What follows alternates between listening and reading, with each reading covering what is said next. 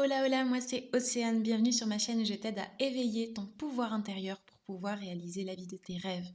Dans cette vidéo, ou plutôt dans cet audio, je te fais la lecture du tout premier livre de Neville Goddard, publié en 1939, À vos ordres, qui est exactement en lien avec ma précédente vidéo que je te mets en barre d'infos. Au cours de cette écoute, les citations que tu entendras sont tirées de la Bible. Mais je te rassure, tu n'as pas besoin d'être chrétien ou avoir lu la Bible avant pour comprendre ce livre. La lecture que je vais te faire est un mélange de traduction entre Alain Williamson et François de Saintonge, mais que j'ai légèrement réadapté pour une compréhension un peu plus simple. Cependant, si à la fin de la lecture tu considères ne pas avoir compris tout ce que Neville cherche à expliquer, ce n'est pas grave. Je t'invite à réécouter ou à lire le livre une nouvelle fois, parce que ce livre renferme réellement tous les secrets pour manifester tout ce que tu veux dans la vie. Alors je te souhaite une très bonne écoute. À vos ordres. À tous ceux qui aspirent à la grandeur. Avant-propos. Ce livre renferme l'essentiel du principe de l'expression. Si j'avais voulu, j'aurais pu en faire un ouvrage de plusieurs centaines de pages, mais cela aurait desservi son but. Pour être efficace, un ordre doit être concis et direct. Le plus magistral qui soit tient en quelques mots.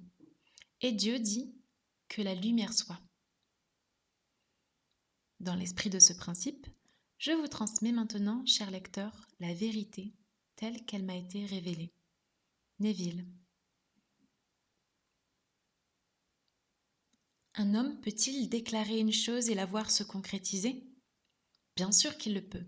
L'homme a toujours décrété ce qui apparaissait dans son univers. Il décrète encore aujourd'hui ce qui se concrétise dans son monde et il continuera de le faire aussi longtemps qu'il sera conscient d'être un homme. Pas une seule chose n'est apparue dans son monde sans qu'il l'ait d'abord décrétée. Vous pouvez renier cette vérité, mais malgré tous vos efforts, vous n'arriverez jamais à prouver le contraire, car elle est basée sur un principe constant. Chapitre 1. Ce n'est pas par vos mots ou par vos affirmations à voix haute que vous ordonnez aux choses de se manifester. Une telle répétition ne fait la plupart du temps que confirmer l'opposé, donc le manque. Décréter se fait toujours dans la conscience. En vérité, chaque homme est conscient d'être ce qu'il a lui-même décrété être. L'homme stupide est conscient d'être stupide, sans même avoir à le dire. Par conséquent, il décrète lui-même qu'il est stupide. En lisant la Bible sous cet angle, vous la verrez dorénavant comme le plus grand livre scientifique jamais écrit. Au lieu de considérer la Bible comme les annales d'anciennes civilisations, ou comme le récit de la vie inhabituelle de Jésus, voyez-la comme un grand drame psychologique qui se joue dans la conscience de l'homme. En vous l'appropriant, vous transformerez soudainement votre vie et passerez des déserts d'Égypte à la terre promise de Canaan. Tout le monde est prêt à accepter l'idée que toute chose a été créée par Dieu et que sans lui, rien n'existerait. Toutefois, là où il y a divergence d'opinion, c'est concernant l'identité de Dieu. Toutes les églises et tous les prêtres du monde sont en désaccord sur l'identité et la vraie nature de Dieu. Par contre, la Bible prouve sans l'ombre d'un doute que Moïse et les prophètes étaient entièrement d'accord sur son identité et sa nature.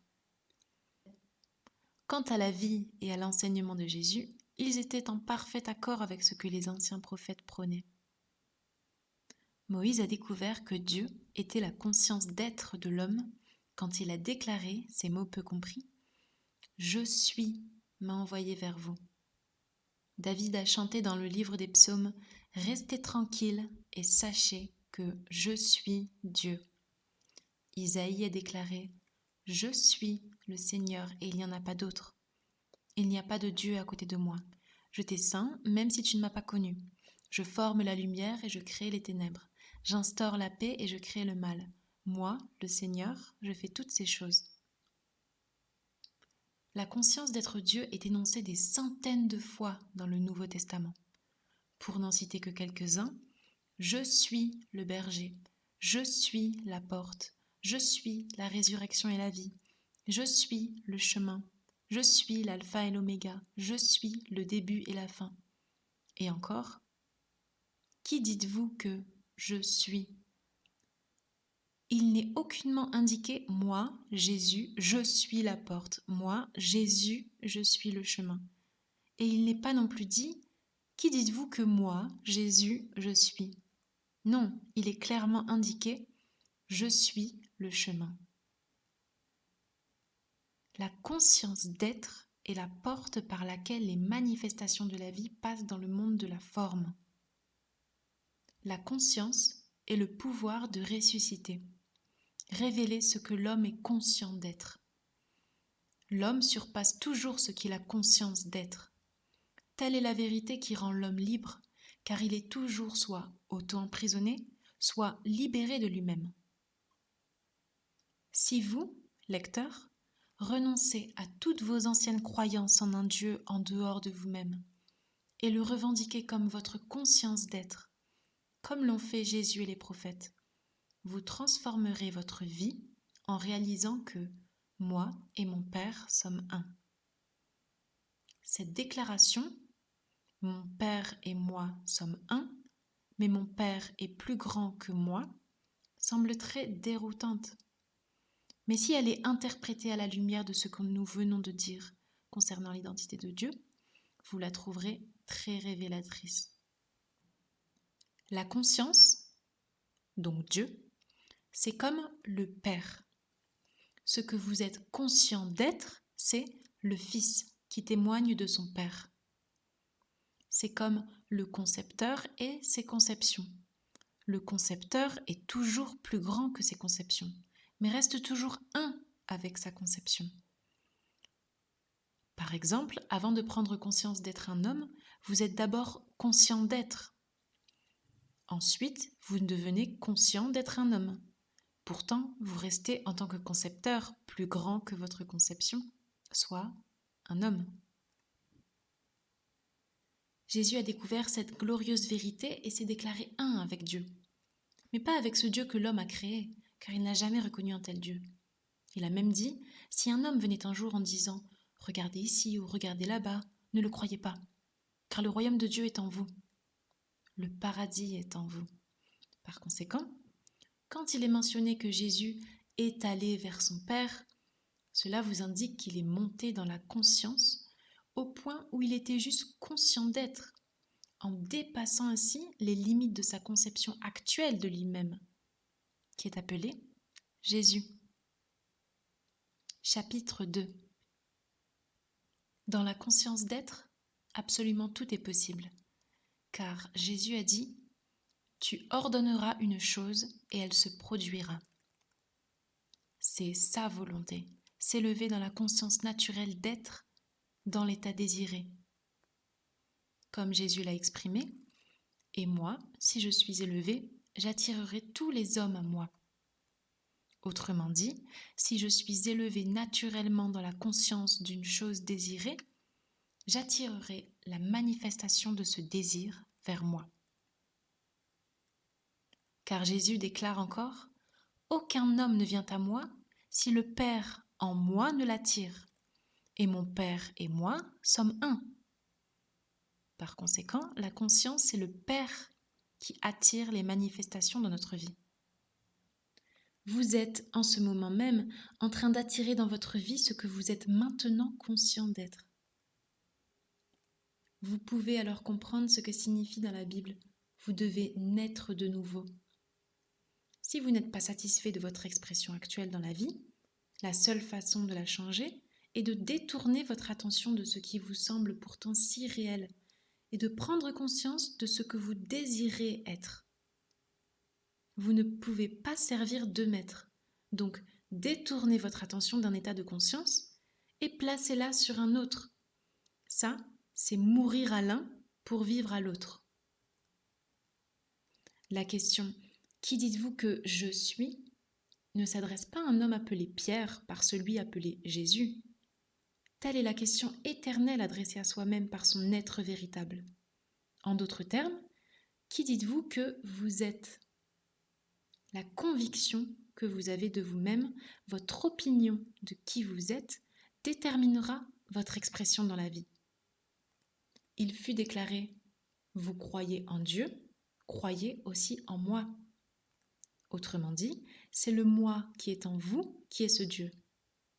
Prier est alors perçu comme reconnaître être ce que vous désirez maintenant, plutôt que la manière de prier à un Dieu qui n'existe pas pour répondre à ce que vous désirez maintenant. Alors ne voyez-vous pas pourquoi les millions de prières sont sans réponse ? Les hommes prient un Dieu qui n'existe pas. Par exemple, être conscient d'être pauvre et prier un Dieu pour la richesse, c'est être récompensé par ce que vous êtes conscient d'être, c'est-à-dire pauvre. Les prières, pour réussir, doivent revendiquer plutôt que mendier. Donc si vous voulez prier pour la richesse, détournez-vous de votre image de pauvreté en niant l'évidence même de vos sens et assumez la nature d'être riche. Dans la Bible, il est dit « Lorsque vous priez, entrez en secret et fermez la porte. Et avec ce que votre Père voit en secret, il vous récompensera ouvertement. » Nous avons identifié le Père comme étant la conscience d'être. Nous avons également identifié la porte comme étant la conscience d'être. Donc, fermer la porte, c'est me fermer à ce que je suis maintenant conscient d'être et prétendre être ce que je désire être. Au moment même où ma requête est établie, jusqu'au point d'être une conviction, à ce moment-là, je commence à amener à moi-même la preuve de ma demande. Ne vous posez pas de questions sur la façon dont ces choses apparaissent, car aucun homme ne le sait. Autrement dit, aucune manifestation ne peut attester de la façon dont les choses désirées apparaîtront. La conscience est la voie ou la porte par laquelle les choses apparaissent. Il a dit « Je suis le chemin ». Non pas « je, John Smith, je suis le chemin », mais « je suis ». La conscience d'être, qui est le chemin par lequel la chose se matérialise. Les signes suivent toujours, ils ne précèdent jamais. Les choses n'ont de réalité que dans la conscience. Par conséquent, obtenez d'abord cet état de conscience et ce que vous désirez est obligé d'apparaître. La Bible dit « Cherchez d'abord le royaume de Dieu, puis tout vous sera donné ». Cherchez d'abord à atteindre la conscience d'être déjà ce que vous désirez et laissez le processus agir. C'est ce que signifie « vous déciderez d'une chose et elle se produira ». Appliquez ce principe dans votre vie et vous comprendrez les paroles suivantes de la Bible. Mettez-moi à l'épreuve et vous verrez. L'histoire de Marie est celle de tous les êtres humains. Symboliquement, Marie n'est pas une femme au sens propre du mot, car elle a miraculeusement donné la vie à celui que l'on appela Jésus. Donc elle symbolise la conscience d'être qui demeure vierge à jamais, peu importe le nombre de désirs auxquels elle donne vie. Marie est la conscience d'être toujours vierge. Dorénavant, regardez-vous avec l'état d'esprit de cette Vierge Marie étant imprégnée de vous-même par le biais du désir, devenant un avec votre désir au point de l'incarner ou de donner naissance à ce désir. Par exemple, on dit de Marie, que vous savez maintenant que c'est vous, qu'elle ne connaît pas d'homme. Et pourtant, elle a conçu. Autrement dit, vous, John Smith, n'auriez aucune raison de croire que ce que vous désirez maintenant soit possible. Mais ayant découvert votre conscience d'être Dieu, vous faites de cette conscience votre époux, épouse, et concevez un enfant, votre manifestation, de Dieu. Je cite, « Ton Créateur est ton époux. L'Éternel des armées est son nom. Il se nomme Dieu de toute la terre. » Votre idéal ou votre ambition, c'est cette conception. Le premier commandement qui fut donné à Marie, donc à vous maintenant, c'est « Va et n'en parle à personne ». Cela veut dire « Ne discutez pas de vos ambitions ni de vos désirs avec quelqu'un d'autre, car l'autre ne vous renverra que l'écho de vos propres peurs. » La discrétion, c'est la première règle à respecter pour la réalisation de votre désir. Le second commandement donné à Marie fut de glorifier Dieu. Nous avons déjà expliqué que Dieu n'est autre chose que votre conscience d'être. Ainsi, glorifier Dieu, c'est réévaluer ou élargir sa conception présente du soi à un point où l'on devient naturellement conscient d'être un avec Dieu. Lorsque cet état de naturel est atteint, vous donnez naissance en devenant ce avec quoi vous êtes un en conscience. L'histoire de la création nous est donnée sous forme condensée dans le premier chapitre de Jean. Je cite, « Au commencement était le Verbe ». Maintenant, à cette seconde même, c'est le commencement dont parle Jean. C'est le commencement d'une pulsion, d'un désir. Le verbe ou désir doit être fixé ou uni à la conscience pour lui donner une réalité. La conscience prend connaissance de posséder la chose désirée, se fixant ainsi sur la forme ou la conception, et lui donne vie, ou ressuscite ce qui était jusqu'ici un désir mort ou insatisfait. Je cite, « Deux s'accorderont sur n'importe quel sujet et ce sera établi sur terre. » Cet accord n'est jamais conclu entre deux personnes. Cela se passe entre la conscience et la chose désirée. Vous êtes maintenant conscient de ce que vous avez obtenu. Alors vous dites en fait en vous-même, en silence, « Je suis ». Maintenant, si c'est un état de santé que vous souhaitez atteindre, avant d'avoir une preuve de changement dans votre vie, commencez à vous sentir en bonne santé. Et à la seconde où le sentiment « je suis en bonne santé » est atteint, « je suis » et « en bonne santé » se sont mis d'accord. Autrement dit, « je suis » et « la santé » ont accepté d'être un et cet accord aboutit toujours à la naissance d'un enfant qui est la chose convenue, dans ce cas la santé. Et parce que j'ai créé l'accord, j'exprime la chose convenue. Ainsi, vous pouvez voir pourquoi Moïse a déclaré « Je suis m'a envoyé ».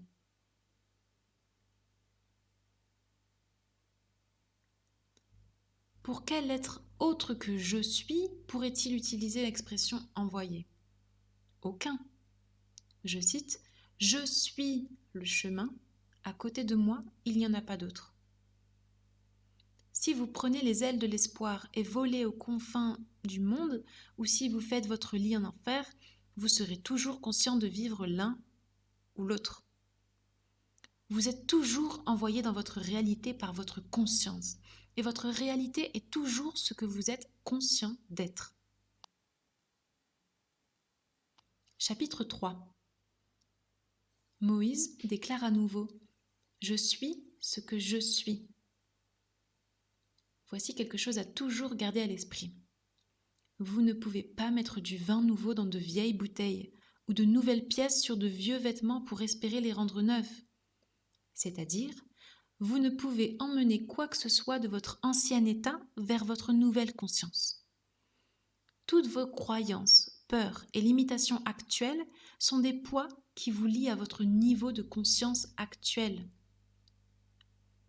Si vous voulez transcender ce niveau, vous devez laisser derrière vous tout ce qui est votre moi actuel ou votre conception de vous-même. Pour ce faire, détournez votre attention de tout ce qui est votre problème actuel ou votre limitation et attardez-vous à être simplement.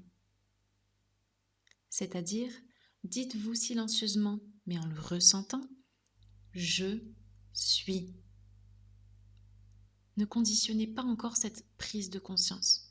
Déclarez-vous simplement « être » et continuez à le faire jusqu'à ce que vous soyez perdu dans ce sentiment d'être simplement, sans visage, sans forme.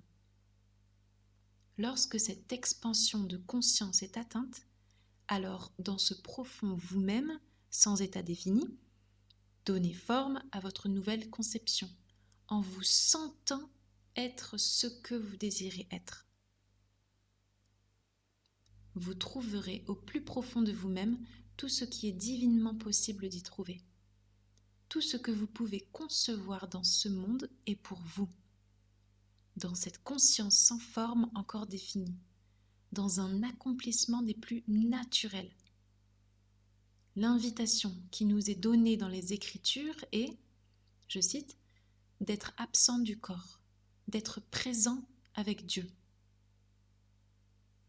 Le corps étant votre ancienne conception de vous-même et Dieu, votre conscience d'être. C'est ce que veut dire Jésus quand il dit à Nicodème, « Vous devez naître de nouveau, car si vous ne naissez pas à nouveau, vous ne pouvez pas entrer dans le royaume des cieux. » C'est-à-dire, sauf si vous laissez derrière vous la conception actuelle que vous avez de vous-même, et qu'ensuite vous assumiez la nature de votre nouvelle naissance, vous continuerez alors à surpasser vos limites actuelles. La seule façon de changer l'expression de votre vie est de changer votre conscience. Car la conscience est la réalité qui se solidifie éternellement dans tout ce qui vous entoure. Le monde des hommes dans ses moindres détails est leur conscience sous-estimée. Vous ne pouvez pas plus changer votre environnement ou votre monde en le détruisant que votre propre reflet en détruisant le miroir. Votre environnement et tout ce qu'il contient reflètent ce que vous êtes en conscience. Tant que vous continuez à être cela en conscience, vous continuerez aussi longtemps à le surpasser dans votre monde. Sachant cela, commencez à vous réévaluer. L'homme s'est trop peu attaché à lui-même. Dans le livre des Nombres, vous lirez « En ce jour-là, il y avait des géants dans le pays, et nous étions à nos yeux comme aux leurs, des insectes. » Cela ne parle pas d'une époque dans un sombre passé où l'homme avait une stature de géant. Aujourd'hui est le jour. L'éternel maintenant où les conditions autour de vous ont atteint l'apparence de géants, tels que le chômage, les armées de vos ennemis, vos problèmes et tout ce qui semble vous menacer. Ce sont les géants qui vous font sentir être un insecte. Mais on vous dit, vous étiez le premier à vos propres yeux à être un insecte. Et à cause de cela, c'est aussi ce que vous étiez pour les géants. En d'autres termes, vous ne pouvez être pour les autres que ce que vous pensez d'abord être pour vous-même. Par conséquent, se réévaluer et commencer à se sentir géant, un centre de pouvoir, c'est éclipser ces anciens géants et en faire des insectes. Je cite, « Tous les habitants de la terre sont réputés comme néants, et il agit selon son bon plaisir dans l'armée des cieux et parmi les habitants de la terre. Et il n'y a personne qui puisse arrêter sa main et lui dire « Que fais-tu » Cet être dont il est question n'est pas le Dieu orthodoxe assis dans les cieux, mais le seul et unique Dieu, le Père éternel, votre conscience d'être. Alors éveillez ce pouvoir que vous détenez, non pas en tant qu'homme, mais en tant que votre vrai moi. Une conscience sans visage et sans forme. Libérez-vous de la prison où vous vous êtes enfermé. Je cite, « Je suis le bon berger et je connais les miens et je suis connu des miens. Mes brebis entendent ma voix, je les connais et elles me suivent. » La conscience, c'est le bon berger. Ce que j'ai conscience d'être, ce sont les brebis qui me suivent. Le bon berger, c'est votre conscience qui n'a jamais perdu une des brebis que vous êtes conscient d'être. Je suis une voix, appelant dans le désert de la confusion humaine pour ce dont j'ai conscience d'être. Et jamais il ne viendra un moment où ce que je suis convaincu d'être ne me trouvera. Je suis est une porte ouverte à tout ce que je suis. Votre conscience d'être est le maître et le berger de votre vie. Ainsi, je cite, « Le Seigneur est mon berger, je ne manquerai de rien. » Et vu dans sa vraie lumière maintenant comme étant votre conscience, vous ne pourriez jamais manquer de preuves de ce que vous savez être.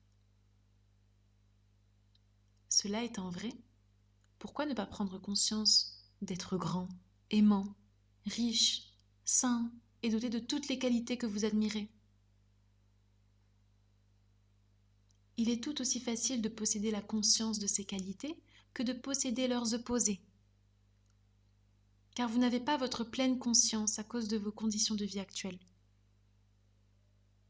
Au contraire, votre monde est ce qu'il est à cause de la conscience actuelle que vous en avez. C'est simple, n'est-ce pas? Trop simple en fait pour la sagesse des hommes qui tentent de tout compliquer. Paul a dit à propos de ce principe que pour les Grecs, ou la sagesse de ce monde, c'est de la folie. Et pour les Juifs, ou à ceux qui recherchent des signes, que c'est une pierre d'achoppement, avec comme résultat un homme qui continue de marcher dans les ténèbres plutôt que de s'éveiller à l'être qu'il est. L'homme adore depuis si longtemps les images de sa propre construction, qu'il trouve d'abord cette révélation blasphématoire, car elle signifie la mort de toutes ses croyances antérieures en un Dieu séparé de lui-même.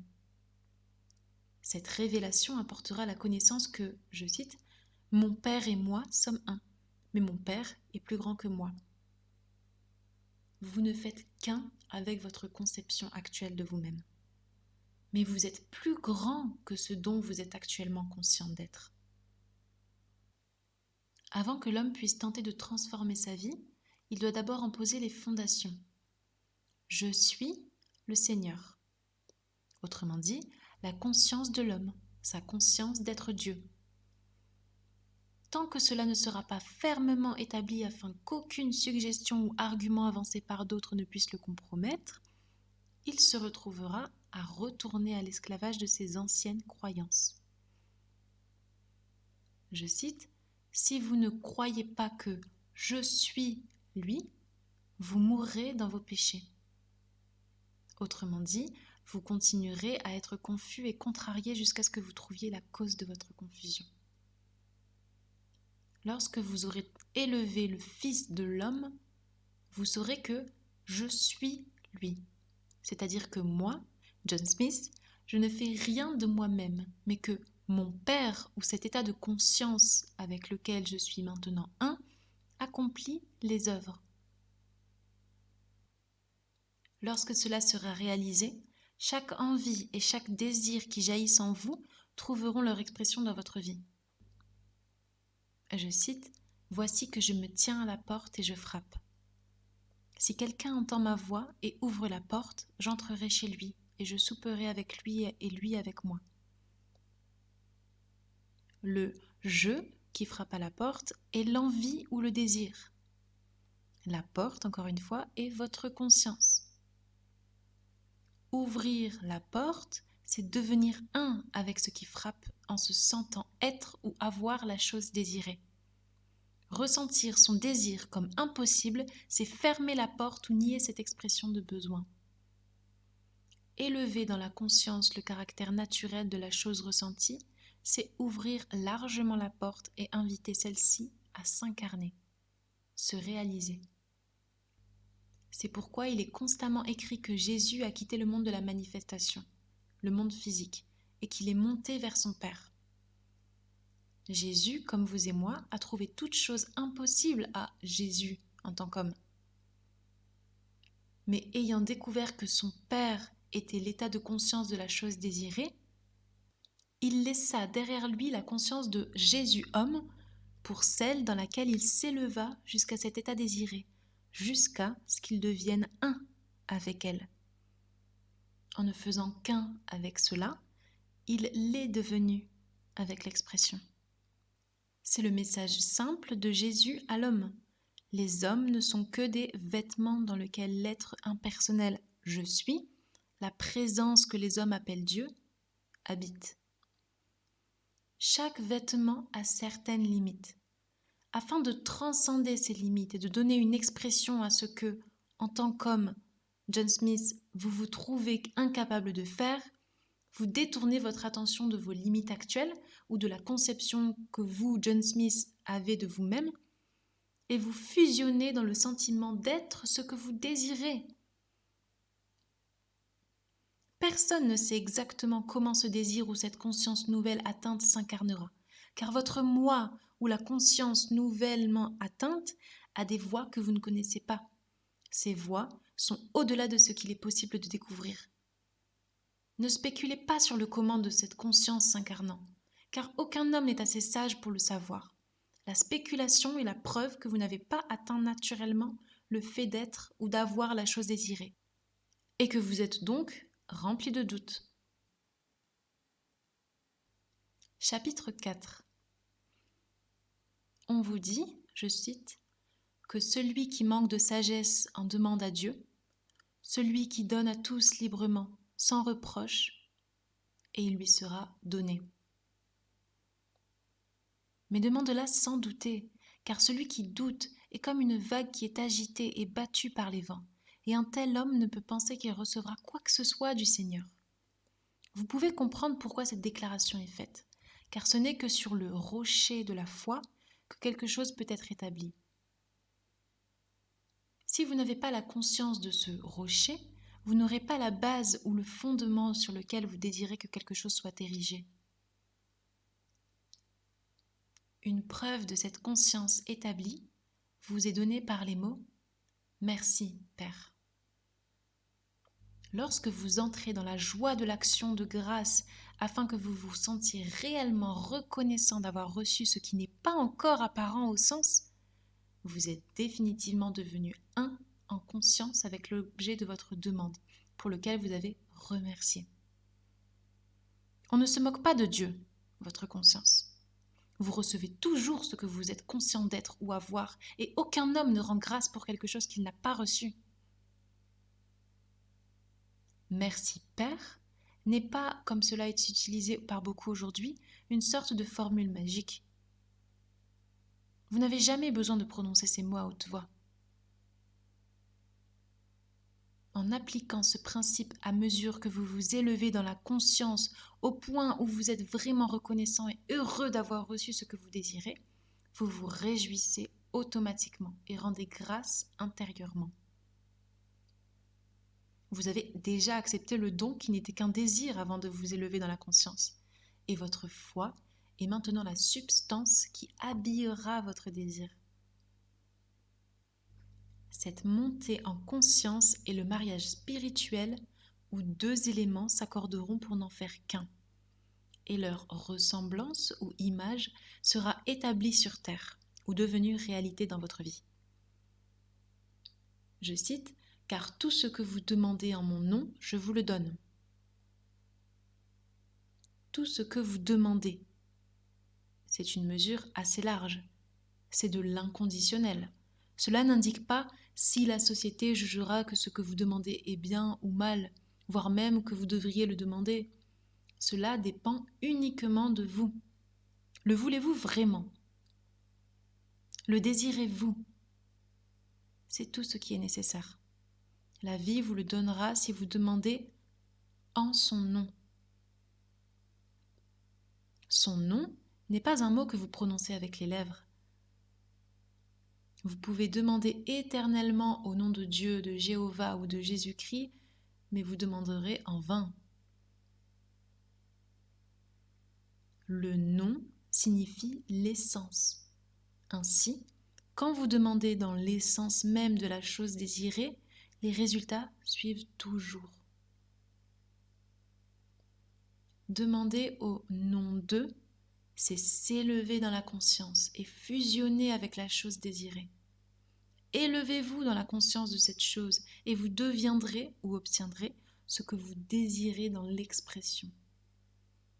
Par conséquent, quelles que soient les choses que vous désirez, lorsque vous priez, croyez que vous les avez reçues et vous les aurez. Citation de la Bible.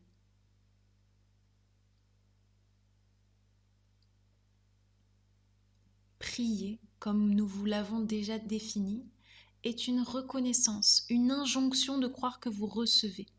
Cela se fait à la première personne, au présent. Cela signifie que vous devez être en osmose avec les choses demandées avant de pouvoir les recevoir. Pour entrer facilement dans ce fusionnement, une amnistie générale est nécessaire. On nous dit, je cite, « Si tu as quelque chose contre qui que ce soit, pardonne-lui afin que ton Père qui est au ciel te pardonne aussi. » Mais si vous ne le faites pas, votre Père ne vous pardonnera pas non plus. Cela peut sembler être un Dieu particulier qui est content ou mécontent de vos actions, mais ce n'est pas le cas. Consciemment, étant Dieu, si vous avez quelque chose contre quelqu'un, vous attachez cette condition à votre vie. Mais libérer l'homme de toute condamnation, c'est se libérer soi-même afin de pouvoir s'élever à tout niveau nécessaire. Il n'y a donc aucune condamnation pour ceux qui sont dans l'esprit du Christ. Par conséquent, une très bonne pratique avant d'entrer dans votre méditation est d'abord de libérer chaque être du monde du blâme. Car la loi n'est jamais violée et vous pouvez vous reposer en toute confiance en sachant que la conception que chaque individu se fait de lui-même sera sa récompense. Vous n'avez donc pas à vous soucier de savoir si quelqu'un obtient ou non ce que vous estimez devoir obtenir pour vous-même. Car la vie ne se trompe pas et donne toujours à quiconque ce qu'il se donne d'abord à lui-même. Cela nous amène à cette déclaration très abusive de la Bible à propos de la dîme. Des enseignants de toutes sortes ont asservi l'homme avec cette affaire de dîme. Car, ne comprenant pas eux-mêmes la nature de celle-ci et craignant eux-mêmes le manque, ils ont amené leurs disciples à croire qu'un 10e de leur revenu devrait être donné au Seigneur. Cela signifie, comme ils le disent très clairement, que quand on donne un 10e de ses revenus à l'organisation à laquelle on adhère, on donne sa 10e part au Seigneur, ou sa dîme. Mais souvenez-vous, je suis le Seigneur. Votre conscience d'être est le Seigneur, et le Dieu à qui vous donnez, et à qui vous donnez toujours de cette manière. Par conséquent, lorsque vous prétendez être quelque chose, vous avez donné cette prétention ou cette qualité à Dieu. Et votre conscience d'être, qui ne fait pas de préférence par rapport aux personnes, vous reviendra pressée, secouée et débordante avec cette qualité ou cet attribut que vous revendiquez pour vous-même. La conscience d'être n'est rien que vous puissiez nommer. Prétendre que Dieu est riche, qu'il est grand, qu'il est amour, qu'il est sagesse, c'est tenter de définir ce qui ne peut être défini. Car Dieu n'est rien qui puisse jamais être nommé. La dîme est nécessaire, mais vous la payez à Dieu et à Dieu seul.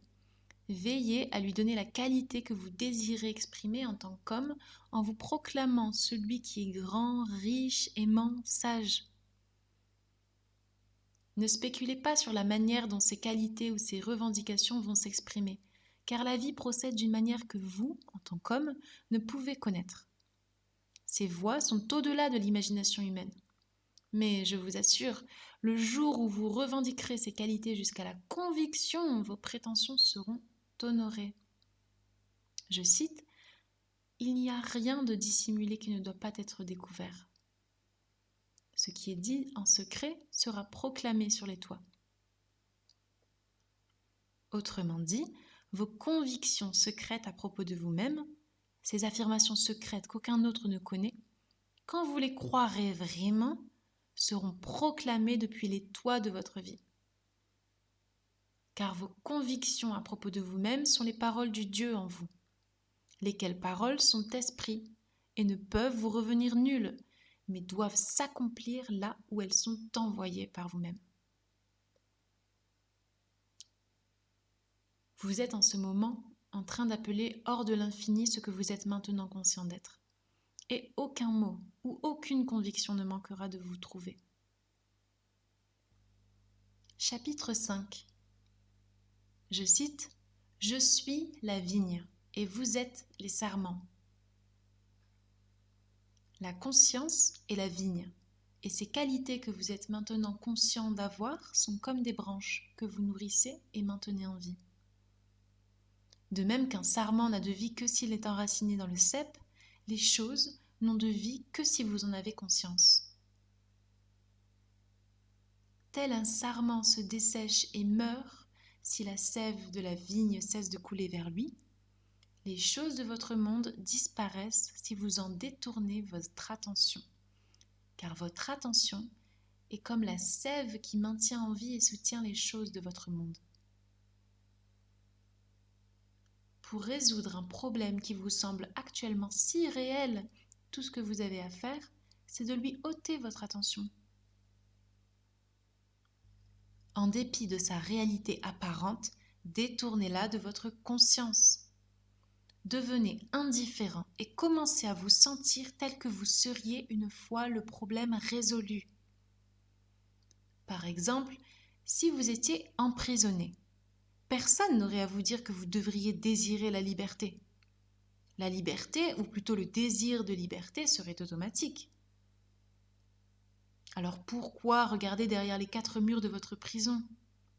Détournez votre attention de votre emprisonnement et commencez à vous sentir libre. Sentez-le au point où cela devient naturel. Et à la seconde où vous le faites, ces barreaux de prison vont se dissoudre. Appliquez ce même principe à tout problème.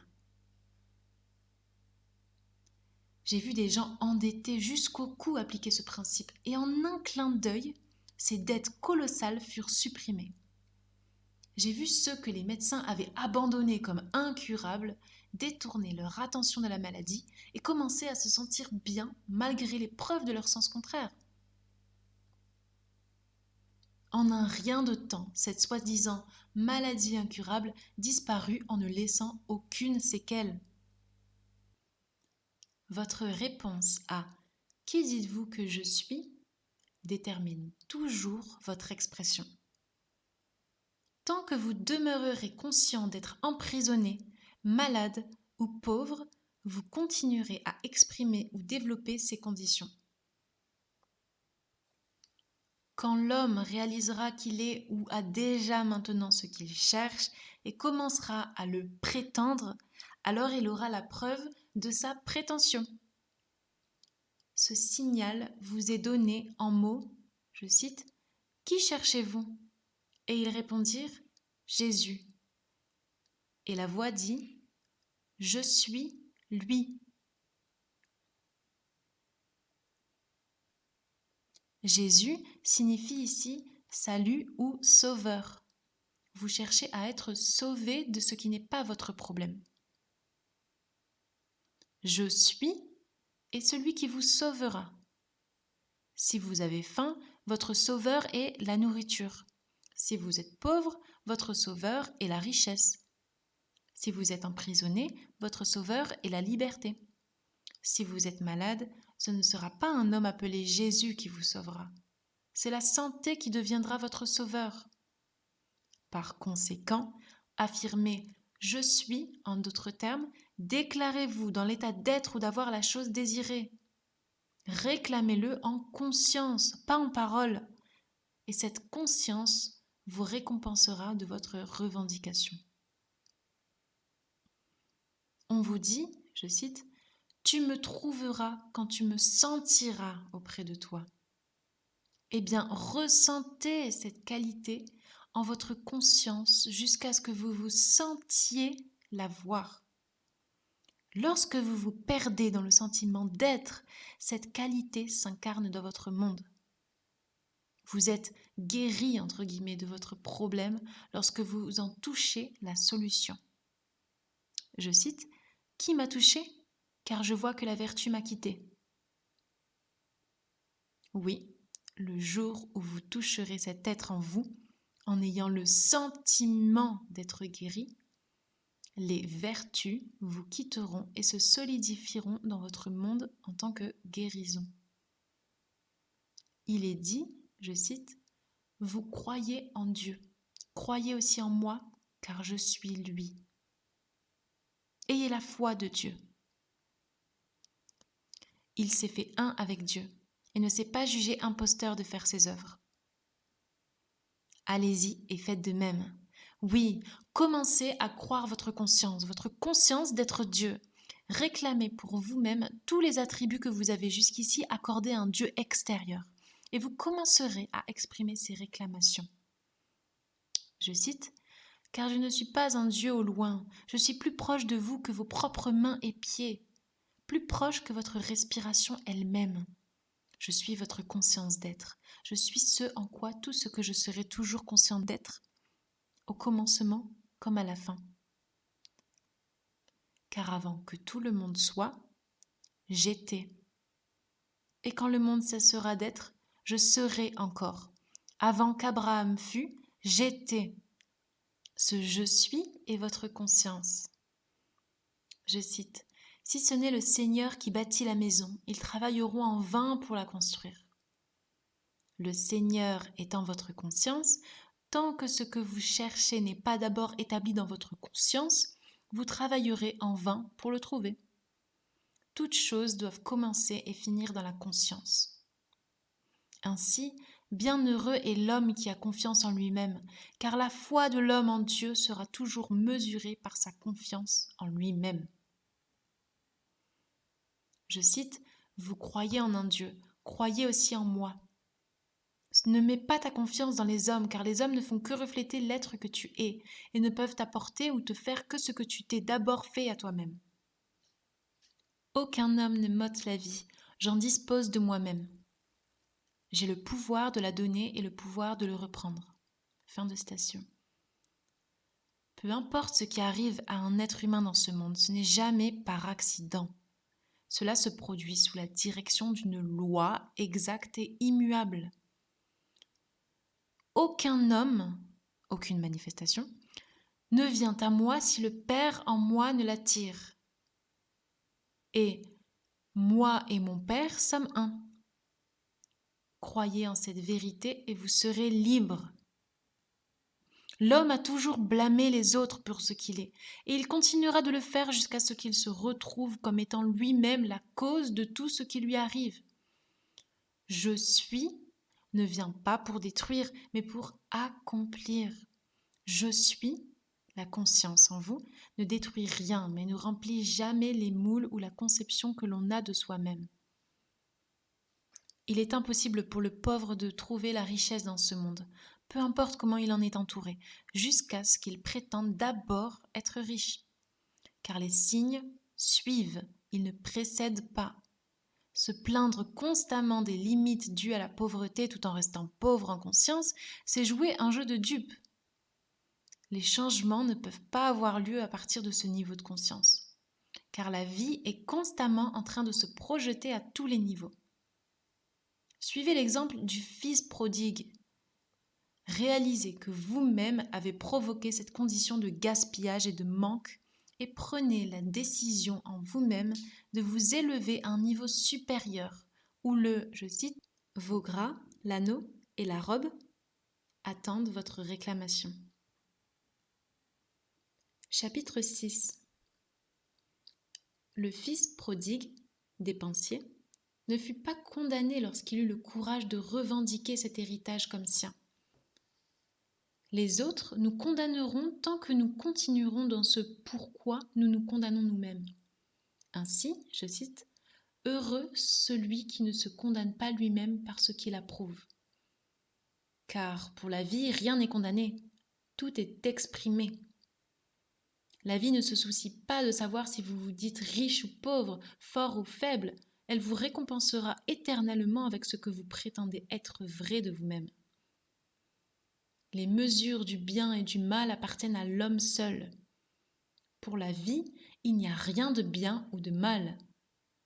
Comme Paul l'a déclaré dans ses lettres aux Romains, je cite, « Je sais et je suis persuadé par le Seigneur Jésus que rien n'est impur en soi et qu'une chose n'est impure que pour celui qui la croit impure. » Arrêtez de vous demander si vous êtes digne ou indigne de recevoir ce que vous désirez. Vous, en tant qu'homme, n'avez pas créé le désir. Vos désirs sont toujours façonnés en vous à cause de qui vous prétendez être maintenant. Quand un homme a faim, sans même y réfléchir, il désire automatiquement de la nourriture. Lorsqu'il est emprisonné, il désire automatiquement la liberté, et ainsi de suite. Vos désirs contiennent en eux le plan de l'expression de soi. Alors laissez tous les jugements de côté et élevez-vous en conscience au niveau de votre désir et faites-vous un avec lui en prétendant qu'il en est ainsi maintenant. Parce que, je cite, « Ma grâce te suffit, car ma puissance s'accomplit dans la faiblesse. » Ayez foi en cette revendication invisible jusqu'à ce que la conviction soit née en vous qu'il en est effectivement ainsi. Votre confiance dans cette revendication sera largement récompensée. En peu de temps, cette chose désirée se produira. Mais sans la foi, il est impossible de réaliser quoi que ce soit. Par la foi, nous comprenons que les mondes étaient encadrés, parce que, je cite, « La foi, c'est la ferme assurance des choses qu'on espère, la démonstration de celles qu'on ne voit pas. » Ne soyez pas anxieux ou inquiets quant aux résultats. Ils suivront aussi sûrement que le jour succède à la nuit. Considérez vos désirs, tous, comme les paroles prononcées de Dieu. Et chaque mot ou désir est une promesse. La raison pour laquelle la plupart d'entre nous ne parviennent pas à réaliser nos désirs est que nous les conditionnons constamment. Ne conditionnez pas l'objet de votre désir, acceptez-le simplement tel qu'il vient à vous. Remerciez-le au point que vous soyez reconnaissant de l'avoir déjà reçu. Puis continuez votre chemin en paix. Une telle acceptation de votre désir revient à semer des graines fertiles dans un sol préparé. Car lorsque vous pouvez semer ce que vous désirez dans la conscience, en étant confiant que cela apparaîtra ou se produira, vous avez fait tout ce qu'on attend de vous. Mais s'inquiéter ou se préoccuper du comment de la réalisation de votre désir mûrissant, c'est tenir ces graines fertiles dans une emprise mentale et, par conséquent, ne jamais les avoir semées dans le sol de la confiance. La raison pour laquelle les hommes conditionnent leurs désirs, c'est parce qu'ils jugent constamment les choses d'après leur apparence et les voient comme réelles, oubliant que la seule réalité est la conscience au-dessus d'eux. Voir les choses comme réelles, c'est nier que tout soit possible à Dieu. L'homme qui est emprisonné et voit ses quatre murs comme réels nie automatiquement l'envie ou la promesse de Dieu en lui de pouvoir être libre. Une question souvent posée lorsque cette déclaration est faite est, je cite, « Si le désir est un don de Dieu, comment peut-on dire que, si l'on veut tuer un homme, qu'un tel désir est bon et donc envoyé par Dieu ?» En réponse à cela, permettez-moi de dire qu'aucun homme ne désire en tuer un autre. Ce qu'il désire, c'est d'en être libéré. Mais parce qu'il ne peut croire que le désir d'être libéré d'une telle personne contient en lui-même les pouvoirs de la liberté, il conditionne ce désir.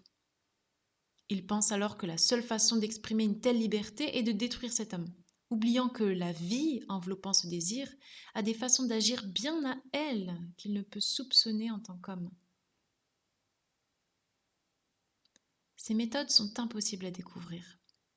Ainsi, l'homme déforme les dons de Dieu par son manque de foi. Les problèmes sont comme des montagnes qui peuvent être déplacées si l'on a ne serait-ce que la foi d'un grain de sénévé. Les hommes abordent leurs problèmes comme le fait cette vieille dame qui, en assistant au service et en entendant le prêtre dire, je cite, « Parce que vous avez trop peu de foi, je vous le déclare, c'est la vérité.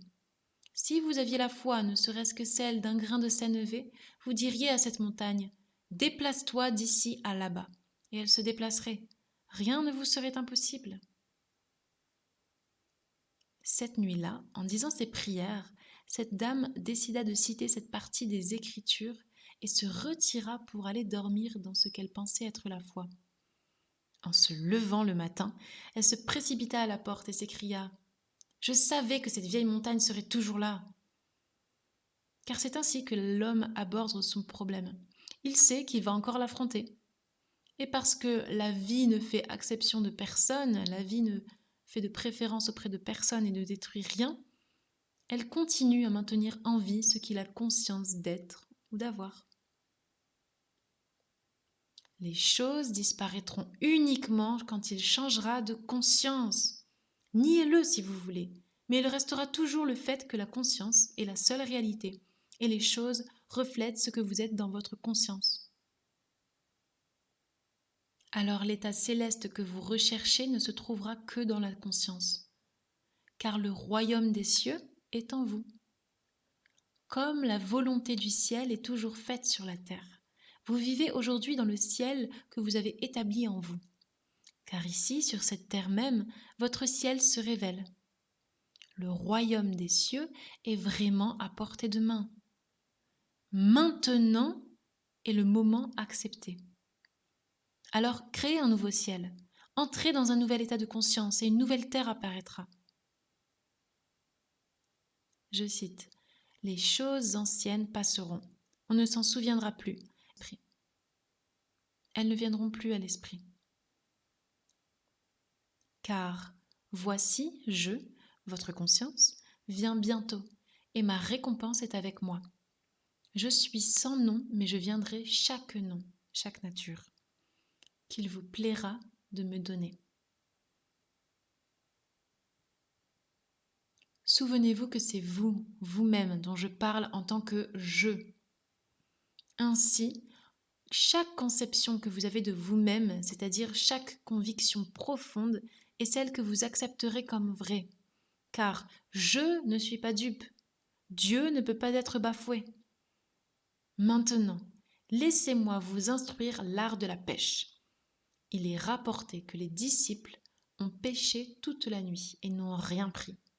Alors Jésus vint sur les lieux et leur dit de jeter leurs filets une fois de plus, dans les mêmes eaux qui, un instant auparavant, étaient stériles. Et cette fois, leurs filets furent pleins de poissons. Cette histoire se déroule dans le monde d'aujourd'hui en vous, cher lecteur, car vous avez en vous tous les éléments nécessaires pour aller à la pêche. Mais jusqu'à ce que vous trouviez Jésus-Christ, votre conscience, le Seigneur, vous pêcherez comme ses disciples dans la nuit des ténèbres humaines. C'est-à-dire que vous pêcherez en pensant que vos prises seront réelles, mais vous pêcherez avec l'appât humain, appât qui est la lutte et l'effort, en essayant d'entrer en contact avec celui-ci ou celui-là, en essayant de contraindre cet être ou un autre. Et tous ces efforts seront vains. Mais lorsque vous découvrirez votre conscience d'être Jésus, vous le laisserez diriger votre pêche. Et vous pêcherez en conscience les prises que vous désirez. Car l'objet de votre désir sera le poisson que vous attraperez, parce que votre conscience est la seule réalité vivante que vous pêcherez dans les eaux profondes de la conscience. Si vous voulez obtenir ce qui est hors de votre portée actuelle, vous devez vous lancer dans des eaux plus profondes. Car dans votre conscience actuelle, de tels poissons ou désirs ne peuvent pas nager, exister. Pour vous lancer dans des eaux plus profondes, vous devez laisser derrière vous tout ce qui est relatif à votre problème actuel ou votre limitation, en détournant votre attention. Tournez complètement le dos à chaque problème et limitation qui sont les vôtres maintenant. Attardez-vous simplement sur votre état d'être, en vous disant intérieurement « Je suis ». Je suis.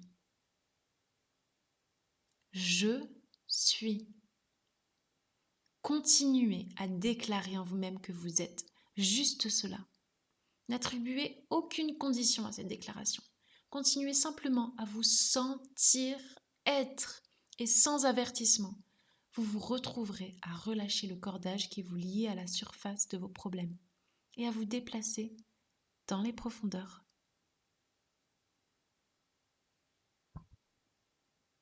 Cela s'accompagne généralement d'un sentiment d'expansion. Vous vous sentez grandir comme si vous étiez effectivement en train de le faire.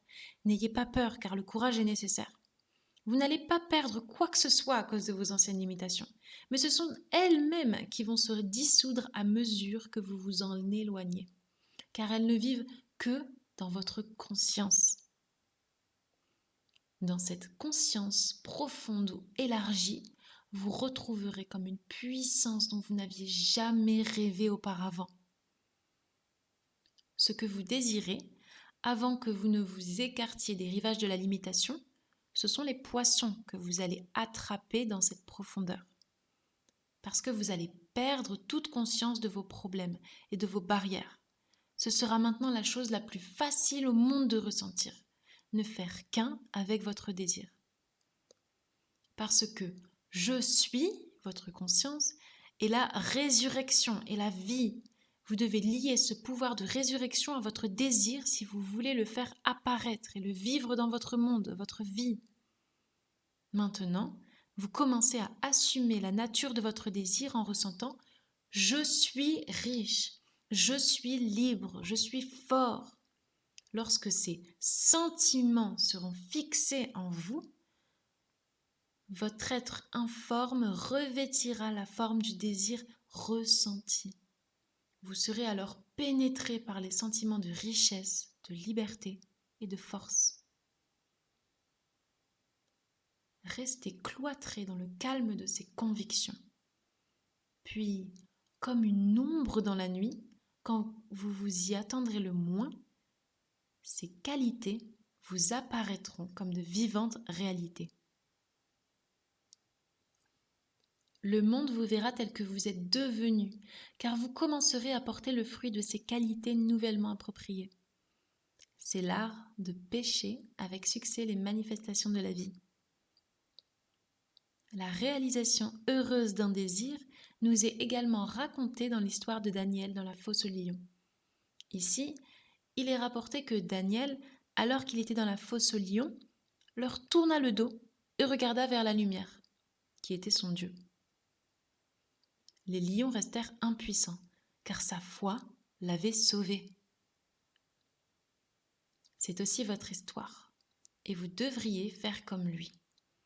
Si vous vous trouviez dans une fosse aux lions, vous n'auriez pas d'autre souci que les lions. Vous ne penseriez à aucune autre chose au monde, sauf à votre problème, lequel serait les lions. Cependant, il nous est dit que Daniel leur tourna le dos et regarda vers la lumière qui était son Dieu. Si nous suivions son exemple, alors que nous sommes emprisonnés dans l'antre de la pauvreté, de la maladie, nous détournerions notre attention de nos problèmes de dette ou de santé et nous nous attarderions plutôt sur ce que nous recherchons. Si nous ne regardons pas en arrière vers les problèmes qui occupent notre conscience actuelle, mais continuons dans la foi, en nous croyant être ou avoir déjà ce que nous recherchons, nous verrons aussi nos murs de prison abattus et trouverons nos désirs, quels qu'ils soient, réalisés.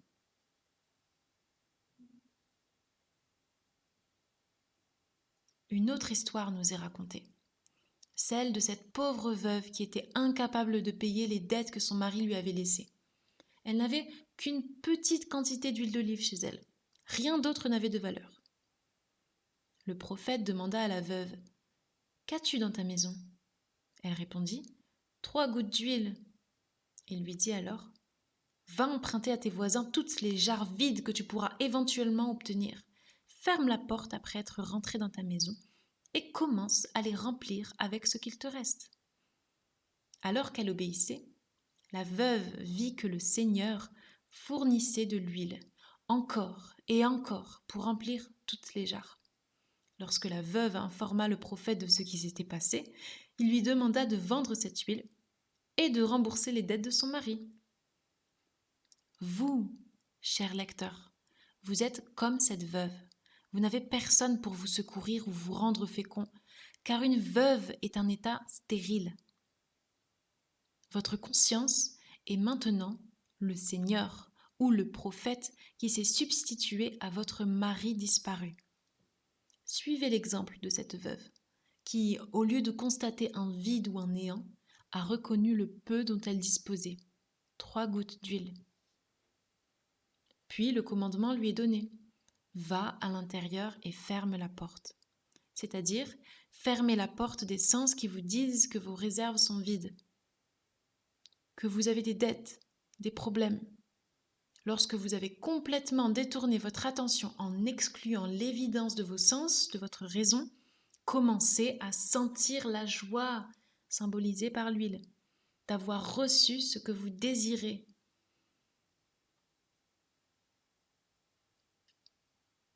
Lorsque l'accord sera établi en vous, afin que tous vos doutes et vos peurs disparaissent, alors vous aussi, vous remplirez toutes les réserves vides de votre vie et vous aurez en abondance. La reconnaissance est le pouvoir qui évoque dans le monde. Chaque état d'être que vous avez jamais reconnu, vous l'avez incarné. Ce que vous reconnaissez comme vrai de vous-même aujourd'hui est ce que vous vivez maintenant. Soyez donc comme la veuve, ressentez de la joie et peu importe la faiblesse de votre reconnaissance ou gratitude au début, vous serez généreusement récompensé, car le monde est un miroir grossissant, magnifiant tout ce que vous êtes conscient d'être. Je cite, « Car je suis l'Éternel, le Dieu qui t'ai fait sortir du pays d'Égypte, de la maison de servitude. Tu n'auras pas d'autre Dieu que moi. » Quelle glorieuse révélation! Votre conscience maintenant révélée comme le Seigneur, votre Dieu. Allez, réveillez-vous de votre rêve d'emprisonnement. Réalisez que la terre est à vous, sa plénitude, le monde et tout ce qui le compose. Vous êtes devenu tellement empêtré dans la croyance que vous n'êtes qu'un homme que vous avez oublié l'être glorieux que vous êtes. Maintenant, avec votre mémoire restaurée, décrétez l'apparition de l'invisible et il apparaîtra. Car toutes choses sont obligées de répondre à la voix de Dieu, votre conscience d'être. Le monde est à vos ordres.